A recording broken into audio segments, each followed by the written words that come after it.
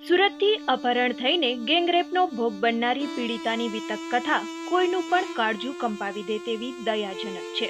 રાણપુર નજીકના ગામમાં રહેતી આ પરિણીતાની દિવ્યભાસ્કર.કોમે ખાસ મુલાકાત લીધી હતી, જેમાં પોલીસની ચોંકાવનારી બાબતો સામે આવી હતી।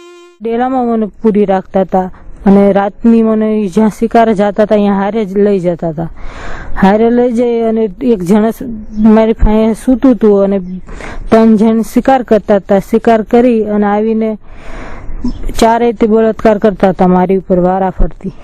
એક દિનના સમય મયુર સર પાસે આવી અને મને કીધું કે મને તે તારી ઇજ્જતનું ઓલું છે એટલે મને ઓલી કરવા દે, એટલે મારા છેડકી કરતો હતો, હાથ પકડતો હતો।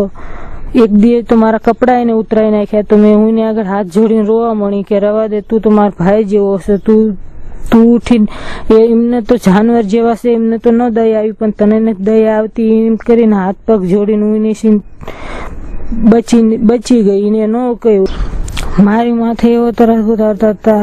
લાખા વાળે તે આ 2 ભાઈ હતા, એ બળાત્કાર કરતા હતા વારા ફરતી। બંદૂકો લઈને જ્યાં અહીંયા હારે નારે મારી રહેતા હતા, ક્યાંય જવા નતા દેતા બંદૂકો લઈ।